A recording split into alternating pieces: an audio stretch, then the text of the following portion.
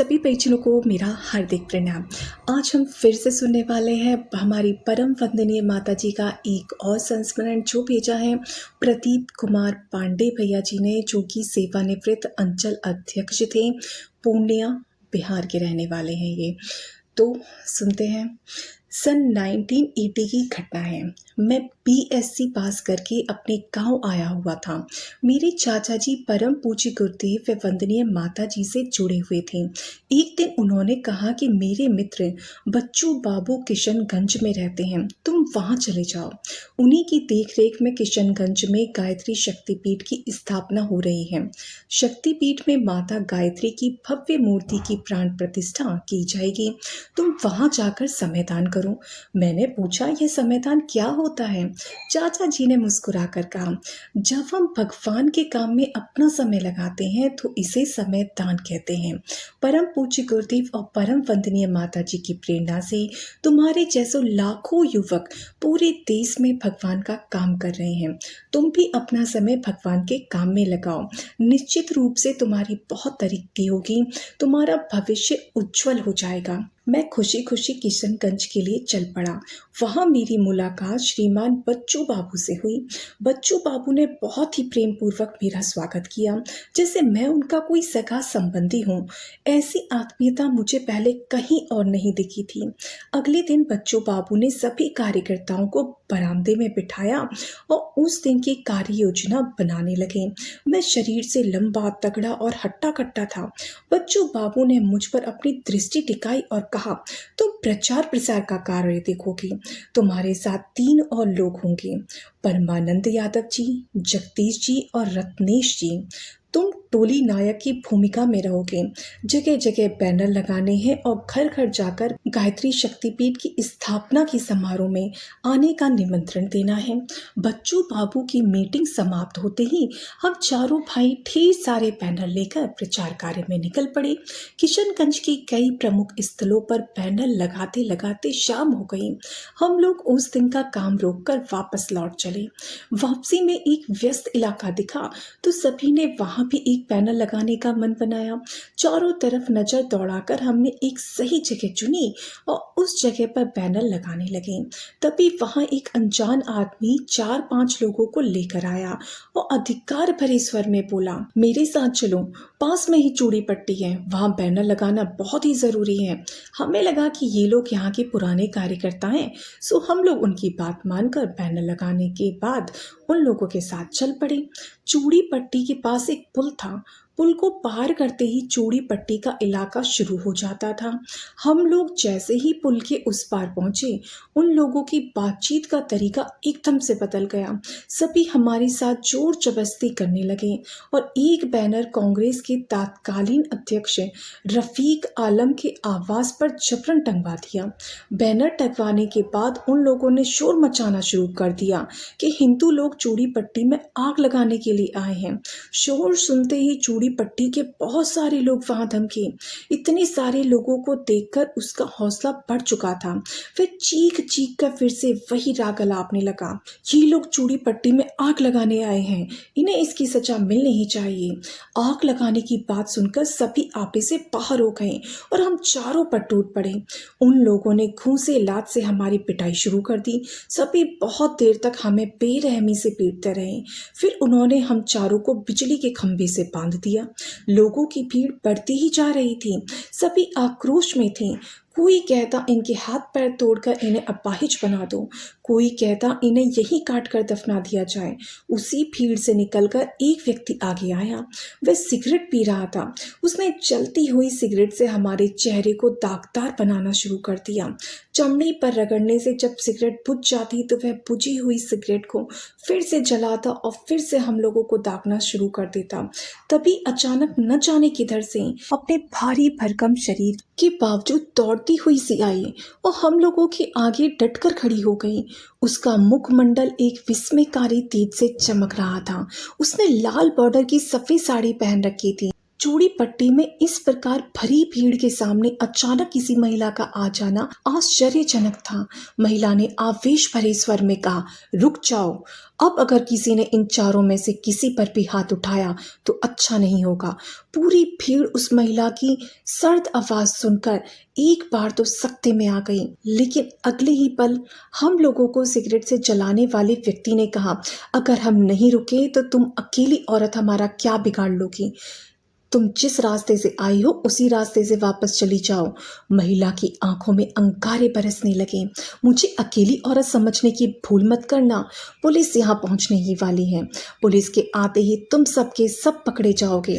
महिला के इतना कहते ही पुलिस की गाड़ी की सायरन की आवाज सुनाई देने लगी। सायरन की आवाज सुनकर भीड़ तितर बितर होने लगी। पुलिस ने भागते हुए लोगों में से कुछ लोगों को पकड़कर गिरफ्तार कर लिया। यह दूसरा आश्चर्य था कि जिस चूड़ी पट्टी से किशनगंज थाना लगभग 3 किलोमीटर की दूरी पर था, वहां से बिना किसी सूचना के आनन फानन में पुलिस घटना स्थल पर कैसे पहुंच गई। पुलिस वालों ने जैसे ही मेरे बंधन खोले, मैं धन्यवाद देने के लिए उस महिला की ओर जाने को उद्यत हुआ, लेकिन तीसरा आश्चर्य, मुझे वह महिला कहीं नहीं दिखी। मैंने चारों ओर नजर दौड़ाकर देखा, दूर दूर तक उसका कोई अता पता नहीं था। हम लोगों को पुलिस वालों ने ही अपनी गाड़ी में बिठाकर सारथी हॉस्पिटल पहुंचाया। वह हमारा इलाज 7 दिनों तक चलता रहा। घटना की भयावहता का अनुमान इसी से लगाया जा सकता है कि घटना के दूसरे ही दिन पूरी घटना का विस्तृत ब्यौरा बीसीसी लंदन से प्रसारित किया गया। बीसीसी से इस समाचार के प्रसारित होते ही हॉस्पिटल में लोगों की भीड़ उमड़ पड़ी। हॉस्पिटल के कर्मचारियों के लिए वहां की व्यवस्था बनाए रखना कठिन हो गया था। सभी हम लोगों को देखने के लिए आतुर हो उठे थे। पूरे किशनगंज में जगह जगह पर इस घटना की चर्चा होने लगी। हिंदू समुदाय का आक्रोश चरम पर पहुंच गया। सभी इस आशंका से ग्रस्त थे कि किशनगंज में कोई बहुत बड़ा दंगा न हो जाए। परिस्थिति की गंभीरता को देखते हुए बिहार के तत्कालीन मुख्यमंत्री माननीय जगन्नाथ मिश्रा ने किशनगंज में शांति व्यवस्था बनाए रखने के लिए विशेष आदेश जारी किया। मुख्यमंत्री के आदेश पर पूरे शहर में अतिरिक्त सुरक्षा बलों की तैनाती कर दी गई। एक सप्ताह बाद जब हम लोग अस्पताल से ठीक होकर वापस आए तो समाज के वरिष्ठ लोगों ने हमारा जोरदार स्वागत किया। उस घटना को लेकर पूरे समाज में अभी भी वैसा ही तनाव बना हुआ था। मुस्लिम संप्रदाय के बहुत सारे लोग अपना अपना घर छोड़कर भाग खड़े हुए थे। हम लोग एक बार फिर से गायत्री शक्तिपीठ की स्थापना के कार्य में संलग्न हो गए। मूर्ति स्थापना के एक दिन पूर्व बड़ा सा पंडाल लगाया जा चुका था। पूरे पंडाल और पंडाल के बीचों बीच बने भव्य मंच को सुगंधित फूलों से सजाया जा रहा था। मंच पर 3 बड़े बड़े कटआउट लगे थे। बीच में माता गायत्री, उनकी एक तरफ परम पूज्य गुरुदेव और दूसरी तरफ वंदनीय माता जी का कटआउट। माता जी के चित्र पर दृष्टि पड़ते ही मैं अवाक रह गया। वही लाल बॉर्डर, वही सफेद साड़ी, चेहरे पर वैसे ही अलौकिक दीप्ति जैसी हमें बचाने के लिए आई हुई उस देवी के चेहरे पर थी। अब मेरी समझ में अच्छी तरह से आ गया था कि उस दिन भी मॉब लिंचिंग से हमें बचाने वाली देवी स्वयं वंदनीय माता जी ही थी। उस दिन माता जी ने निडरता पूर्वक उस उग्र भीड़ से जिस प्रकार हमारे प्राणों की रक्षा करी, उसे याद करके मेरी आंखों से आंसुओं की धारा बहने लगी। रह रहकर मन में इस बात को लेकर टीस आती रही कि वंदनीय माता जी मेरे सम्मुख खड़ी थी और मैं उनके चरण स्पर्श भी न कर सका। चरण स्पर्श करता भी तो कैसे, वे तो मेरे बंधन मुक्त होने से पहले ही अंतर्ध्यान हो चुकी थी। अगले दिन जब कार्यक्रम आरंभ हुआ तो गीत संगीत के बाद परम पूज्य गुरुदेव का संदेश प्रसारित हुआ तो उसे सुनकर मुसलमान भाइयों के मन की सारी मलिनता खुल गई। वे गायत्री परिवार के मूल उद्देश्य से परिचित होने के बाद स्वयं ही कहने लगे कि गायत्री परिवार के लोग प्रेम और भाईचारे का संदेश लेकर आए हैं। धार्मिक उन्माद फैलाने से इनका दूर दूर तक कोई रिश्ता नहीं है। प्रचार कार्य के दौरान लोगों पर हुए हमले को लेकर वे सभी बहुत पछताने लगे। शक्तिपीठ स्थापना का कार्यक्रम शानदार ढंग से संपन्न हुआ। अगले दिन तत्कालीन कांग्रेस अध्यक्ष रफीक आलम मुस्लिम समुदाय के कुछ गणमान्य व्यक्तियों को साथ लेकर शक्तिपीठ पहुंचे। वे शक्तिपीठ के पुजारियों, अधिकारियों और कार्यकर्ताओं के आगे हाथ जोड़कर खड़े हो गए और कहने लगे, आप जैसे देवता लोगों के साथ हमारे लड़कों ने जो दुर्व्यवहार किया है उसके लिए हम आप लोगों से माफ़ी मांगते हैं। हम आपसे वादा करते हैं कि कल ही हम उन लड़कों से माफ़ीनामा लिखवाकर केस को रफा दफा करवा देंगे। आपसे हमारी यही गुजारिश है कि आप भी दिल से उन लड़कों को माफ़ कर दीजिए। रफीक आलम ने वैसा ही किया। स्वयं थाने आकर दोनों पक्षों के वकील से मिलकर समझौता नामा तैयार करवाकर कोर्ट में पेश करवाया और तत्कालीन जज माननीय RS सिंह ने उस समझौते के आधार पर मुकदमे को खारिज कर दिया। किशनगंज में एक बार फिर हिंदू और मुस्लिम के बीच भाईचारा बहाल हो चुका था। मेरे लिए अब गायत्री परिवार का मिशन ही सब कुछ बन चुका था। मैंने संकल्प ले लिया कि जिस गुरु सत्ता के एक संदेश मात्र से उबलते हुए किशनगंज में प्रेम और सौहार्द की वर्षा होने लगी, उस महती गुरु सत्ता के मिशन को आगे बढ़ाने के लिए दिन रात एक कर दूंगा। मैं दृढ़ निश्चय कर चुका था कि जिस जगत जननी स्वरूपा माता भगवती ने उग्र भीड़ से मेरी जान बचाकर मुझे नया जीवन दिया और उन्हीं के श्री चरणों की सेवा में अपना यह जीवन समर्पित कर दूंगा। तब से लेकर आज तक यथासाध्य मिशन के कार्य में ही लगा रहा। घर गृहस्थी की गाड़ी उनकी कृपा से शानदार ढंग से चलती रही। माता जी की आंचल की छाव ने मुझे हमेशा दैहिक, दैविक और भौतिक ताप से बचाए रखा। आज मैं 80 साल का हो चुका हूँ, लेकिन वंदनीय माता जी की जन्म शताब्दी के समारोह की तैयारियों में जुटा हुआ हूँ।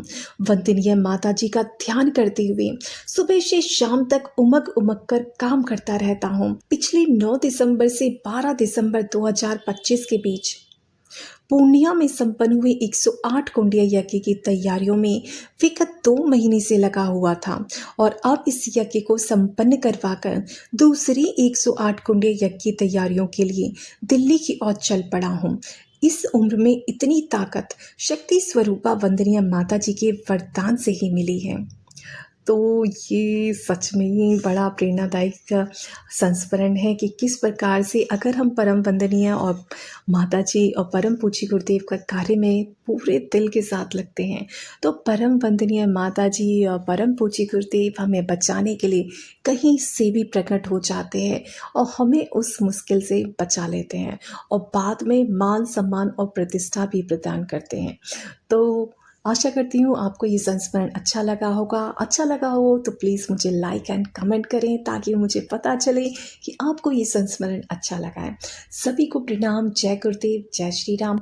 और अगर आप इस पुस्तक को मंगवाना चाहते हैं, क्योंकि इसमें 25 बहुत ही शानदार संस्मरण है, तो आप यहाँ स्क्रीन पर जो नंबर दिया है उस पर कॉल करके इस पूरी पुस्तक को मंगवा लेते हैं, जिसका नाम है अद्भुत अकल्पनीय किंतु सत्य, जो छापी गई थी हमारी परम वंदनीय माता जी के जन्म शताब्दी समारोह के उपलक्ष्य में, जो हुआ इसी साल हरिद्वार में सन 2026 को। सभी को प्रणाम। जय गुरुदेव, जय श्री राम।